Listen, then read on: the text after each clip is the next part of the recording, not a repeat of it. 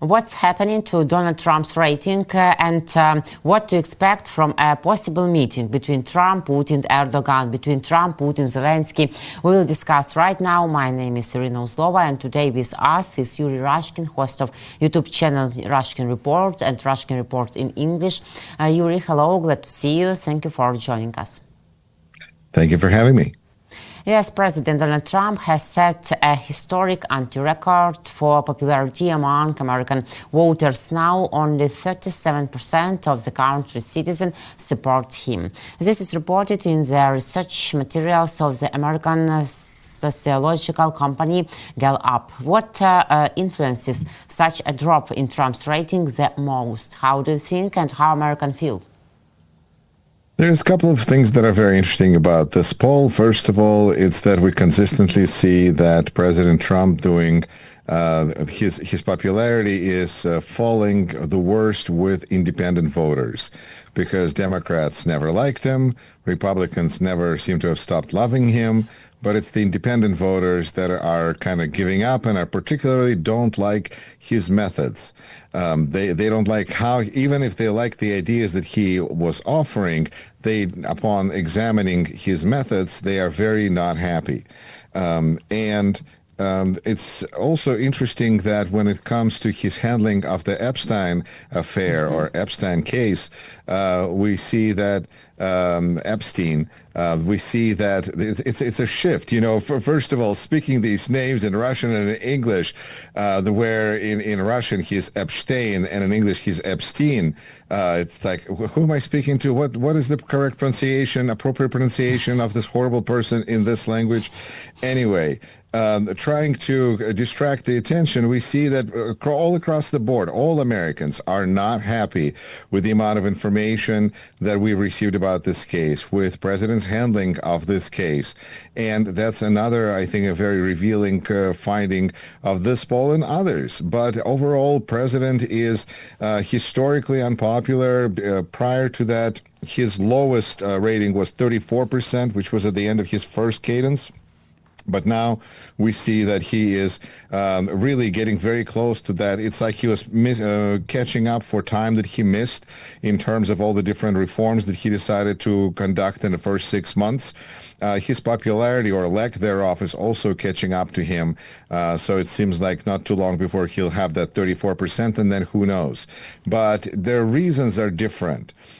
Because prior to when he was at 34%, this was, around January 6, 2021, where we see a very clear, news event that happened. What is happening right now is the Epstein case, where he was trying to he was running essentially on several conspiracy theories because as we are becoming all too aware, the position and the approach of today's Republican Party is not by doing good things for its electorate, but by doing bad things to its opposition. It's actually a repeating of a famous Russian joke, maybe Ukrainian as well, but upon asking different people what is it that they want, their one wish, it turns out that the wish of the Russian person is to have their neighbor's healthy cow dead.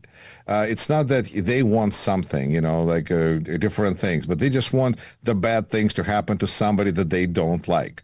And I never thought about it in terms of not liking the neighbor. I just thought jealousy, somebody has a cow, I don't have a cow, I could get a cow, but it'd be easier if their cow just died, then they would be miserable.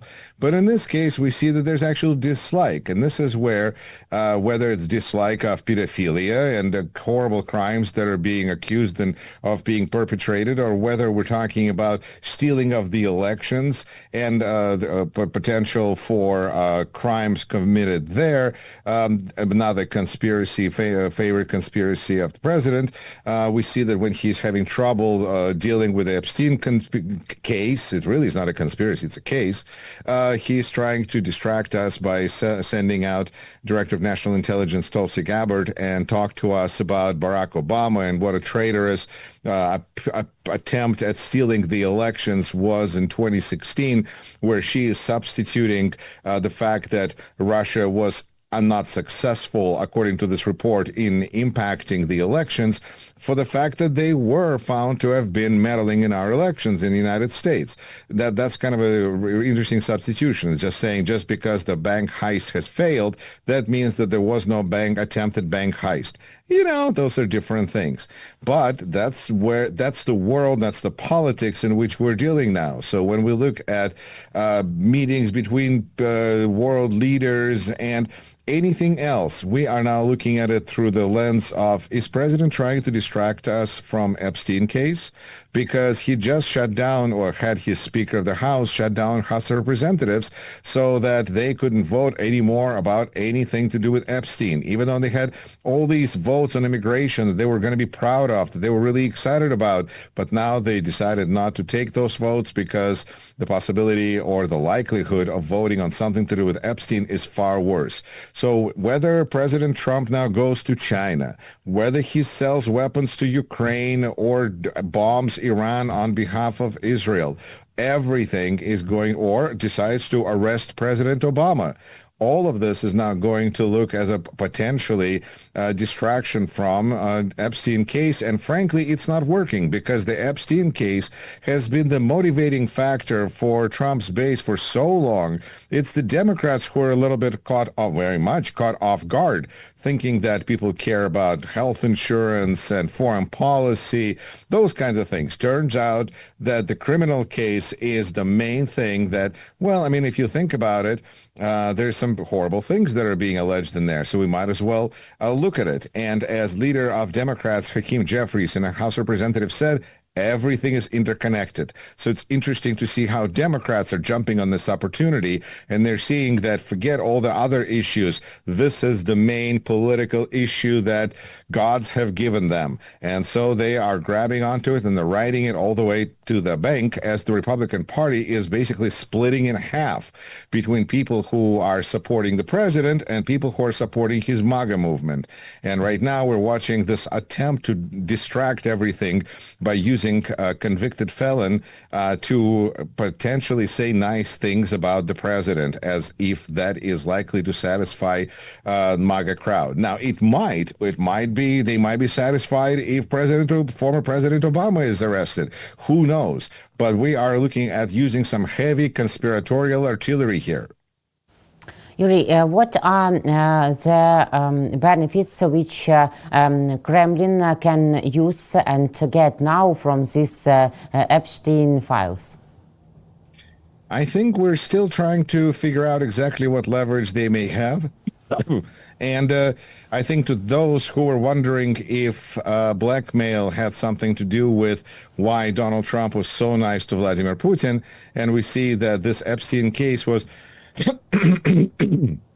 brought lately into public consciousness by Elon Musk, there's some interesting questions that could be asked about the level of influence that is played there by Kremlin and to what extent they knew anything about this. After all, Epstein was dealing with young women and so-called honey trap situation, which is really what Kremlin is known for.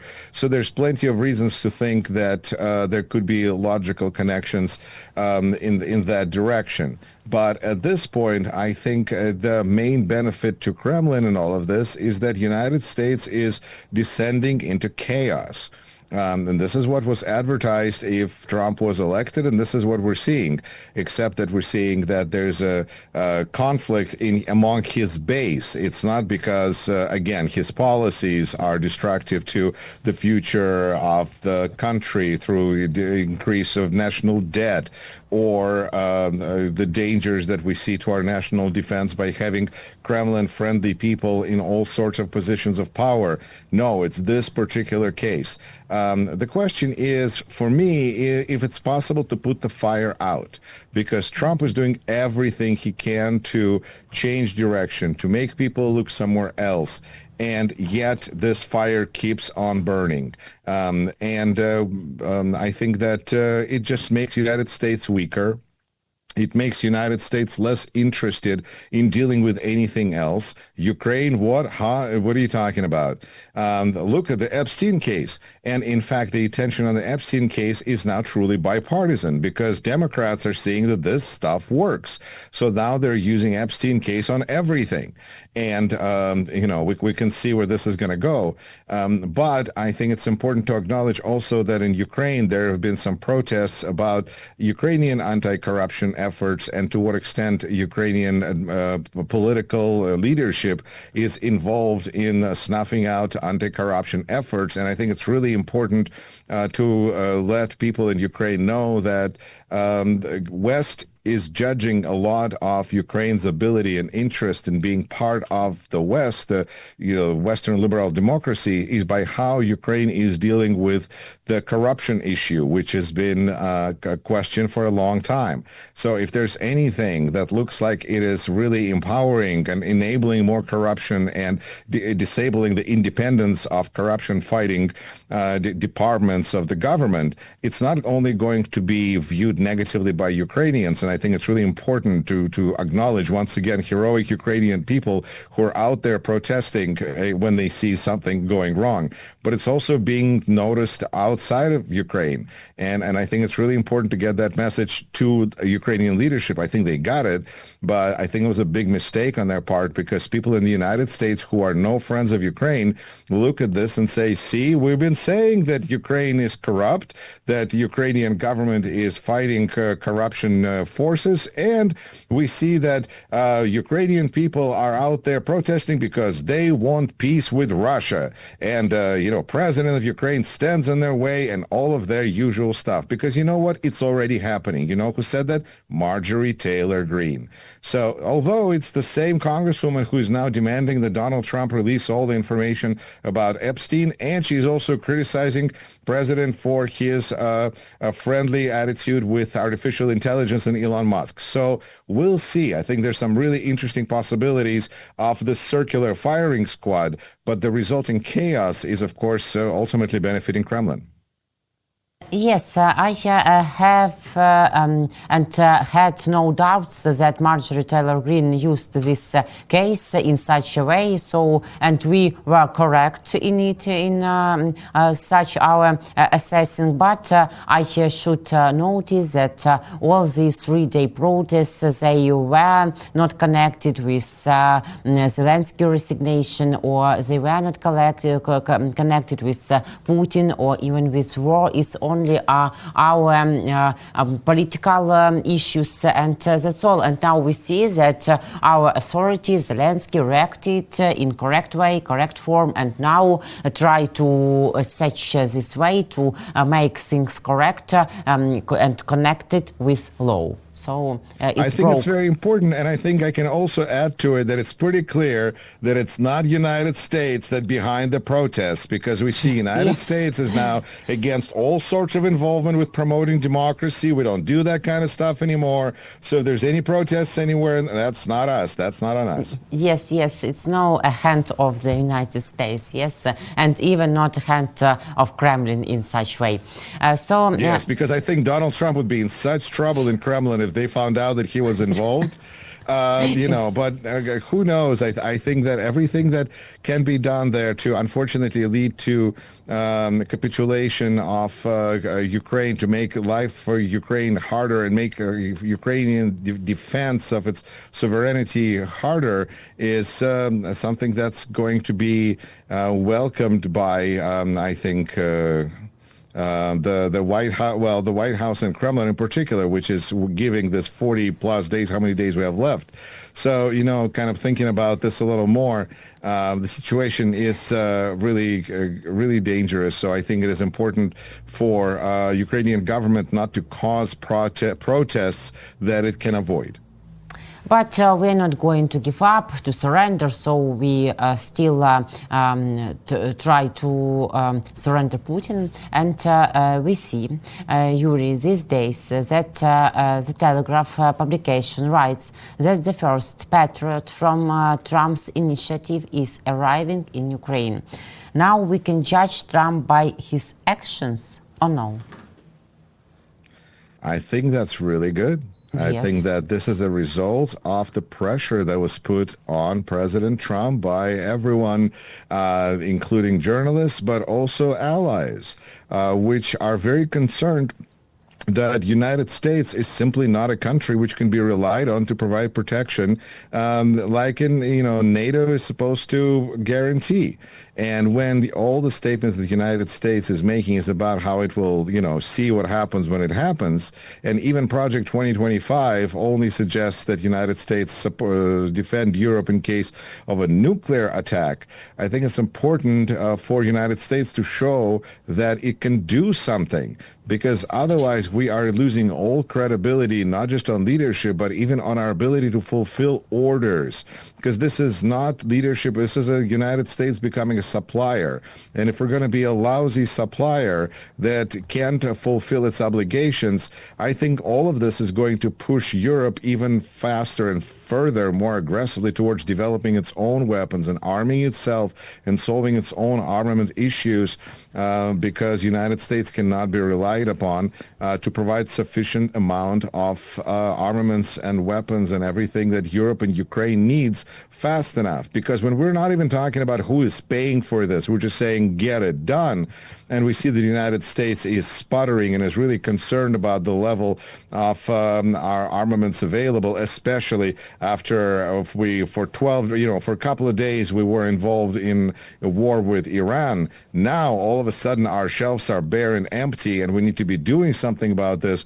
I think this is a signal to Europe that the United States is left the building, and it's up to Europe to do something on its own and to take care of its own defense needs. So in that sense, patriots showing up, and at least I think this is, again, example of not just resistance to Donald Trump, but also leadership of allies, leadership of countries that sometimes, in spite of some of the things and behavior that they've seen from Zelensky, are still continuing to support Ukraine because they understand the importance of it. But I feel that if they see that there's protests going on all over Ukraine because people are not supporting their government, that's not through the fault of the people. That's fault of the government. And so I think it's really important that all of this works together, because solidarity and support is based on trust. And if allies lose trust in Ukrainian government, that would be terrible. And right now we see that Europe lost trust in the United States. United States is trying to perhaps maintain, perhaps rebuild its trust with, one patriot system at a time. But after the statements that our president has made, I think it's going to take a lot more patriot systems to restore the trust in the United States. But Yuri, we see that Trump has not left the Euro-Atlantic family. He has not. I think that it's not necessarily necessary to leave. I think that the setup that Donald Trump seems to be looking for is that he's got a protection racket where all the European countries need the protection from the big evil Russia, any questions. And the only thing, it seems that Donald Trump doesn't really want to help Ukraine much at all. And for Europe, I think is a very clear signal, because it's not only China that's watching to see what's going to happen with Ukraine. It's also Europe. And when Donald Trump is acting in a way that seems like it is irresponsible of fulfilling the national obligations and not fulfill, we already see United States leaving other organizations, UNESCO, World Health Organization. Those are not alliances on the level of NATO. But I think it is an important trend that we also can't ignore. United States is more and more interested in meetings one-on-one. This is where going to Beijing and meeting with Xi Jinping and with Putin is the tops of Trump's wish list, as opposed to, going to another summit of United Nations or NATO or anything else, where he is just one of many, many players. He is looking for opportunities and stages where he can be the only one sitting on the throne. Armchair, whatever. So that's also an important dynamic to understand in this scenario. Plus, we have countries like Hungary that are actively working not to let Ukraine become part of European Union. I think there are advantages to Russia to have countries that are friendly to it be inside NATO versus be outside of it. Okay, another statement, fresh statement by Donald Trump. He told that didn't rule out the introduction of secondary sanctions against Russia. We are considering the situation, he said, and for some reason it still seems to me that in 39 days he will do it. Why am I wrong? I think that, first of all, Donald Trump has just shifted the responsibility once again on Putin, which on one hand is absolutely true, because who started this war? Who violated the Budapest Memorandum? It's Putin. So I think on that level, it's important. But on the other hand, if you want to be a leader of the free world, then I think waiting for somebody else is showing that you're not the leader here anymore. And United States is showing really kind of lack of strength, and also showing the general chaos approach. The chaos could have been avoided, for instance, with a sanctions packet that was authored by Senators Graham and Blumenthal. But of course, this administration is opposed to it because they want full control of everything, including sanctions. And if they're not going to have full control, they don't want any of it. But as soon as President Trump said that he's going to be dealing with with Putin himself, that immediately Senate Majority Leader John Thune of, South Dakota, said that he is not going to now this packet of sanctions is dead, basically, because, president's going to be taking responsibility, charge, whatever. And it was really interesting to see Senator Lindsey Graham after that in the White House lobby, Fox News, where he was speaking to President. That's kind of how Fox News works, after his bill was killed. And did he come out and cry? Did he say, oh, poor me, I was going to show China? No, Lindsey Graham came out swinging. He said, now President Trump is going to show you, Mr. Putin, what to expect. I don't think Putin really cares what Mr. Graham says, but it's important for Senator Graham to show to President Trump that he is still an important, relevant member of Congress and Senate, and, good MAGA in good standing, although MAGA and Trump, there seems to be, problems in there. We'll see. Maybe Trump will be running from MAGA pretty soon. But at this point, Lindsey Graham is basically comparing Trump with the famous golfer Scottie Scheffler, who is, first of all, winning. Second of all, is a strategic thinker. Then he is a quiet person and person of faith. Now, which of these is a comparison to Donald Trump, I'm not sure, because it seems like a really bad comparison, but must be not diplomacy, must be like sucking up.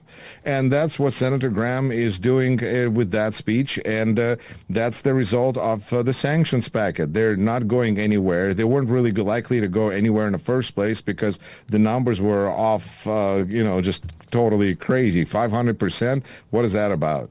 And so we had something to talk about. And now, in the end, it's all coming down to Trump. And Trump really likes Putin. And he really wants to do business with Putin. The only problem is this pesky war in Ukraine. And Trump doesn't care how war ends. He just wants the carnage to stop, as he puts it, so he could stop making money. Because Putin said, let's make money. Trump's like, let's make money. And then Putin won't stop the war. So, but Putin is thinking clearly that Trump will wait. And unless age does something with him, Trump will wait because he seems to have no leverage to press on Putin. It is kind of interesting that the connection between Epstein, Trump, and Putin, because the reason that Epstein and Trump had a falling out was over a building, a mansion in Florida that Epstein wanted, showed it to his best friend Trump. Trump liked it, went behind his back, outbid, overbid, and got the mansion. And Epstein was upset, saying he's a con artist, he really doesn't have the money for it. And lo and behold, a few years later, Trump ended up reselling and selling off of that mansion after already the falling out and all the problems that started between him and Epstein. But he couldn't sell the mansion, so he sold it with over a $40 million profit to a Kremlin oligarch.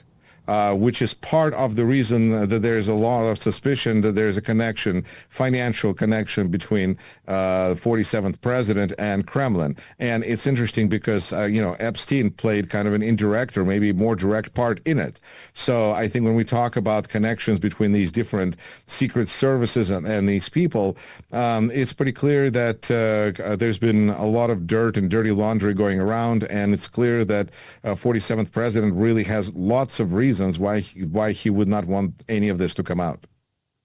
The calls that change everything. The Telegraph reveals the secret story of one phone call and the chain of events that forced Donald Trump to change course and resume military aid to Ukraine. Among them, one phone call from Poland, according to Telegraph, an attack on the consulate in Kyiv, and pressure from allies. Amid the heavier sharing of Kyiv since the war began, the initiative of General Kislyak and advisor to Donald Trump marked the beginning of a dramatic U-turn in American policy towards Ukraine, writes the Telegraph. Are Kislyak, for example, and Marco Rubio really that people that can influential on Trump? Who or what, Yuri, how do you think, is shaping his views on the Russian-Ukraine war now, or it's only Max by himself? Well, we know who really has impact. Putin. It's the Saint Melania. Because, she's the one when in the darkness of the night, she comes to him, Mother Melania, and whispers to him, Russia is still bombing Kyiv, because nobody else will tell him. Director of National Intelligence won't tell him anything about it. So the director of CIA won't tell him anything about it, and on and on and on. Only Saint Melania. So maybe she said, I like that Zelensky guy. He looks kind of cute, and not central casting, but he does well for himself. And I think that Donald Trump is to be a little bit serious for a little bit of time. I think this goes back to our conversation about the importance of allies. United States keeps thinking that we can do everything by ourselves, but we keep seeing that in the end we really don't want to. And that's how having allies works, is that often enough they do things for you that you don't want to do. And in this instance, losing allies would not be beneficial to the United States in the end, and even Donald Trump understands it. And he understands that he's not going to have his nice little racket from Europe if he leaves NATO, if he's going to behave in a way that is viewed as, his allies are already going to turn away from him. It's just a matter of time. And he would like to perhaps slow down this process so he could control it. But I think that in the end, it's things he can control, things he can't control. He can announce that he will recognize Crimea. He can now make all sorts of pronouncements, but in the end, he can't seem to make Vladimir Putin stop the war. And I think that's what it's all about. This is another failing of Donald Trump, because his base and people, that even though people kind of feel like there's other things that he was very wrong about and lied about, it is brought up pretty regularly that he said that he will end the war in Ukraine, and he has absolutely failed to do so. His success in conquering Ukraine has been about equal to Vladimir Putin's, neither one of whom seems to have been able to get Ukraine to do its bidding. Ukraine seems like it's this little poor, weak country, but neither Trump nor Putin seem to be able to bend it to its will. So I think that we see a lot of interesting developments that were not predicted when Donald Trump thought that, of course, everything was going to go this way or that way or other way. And then reality hits them in the face. It's like Mike Tyson used to say, that everyone's got a plan until you get punched in the face.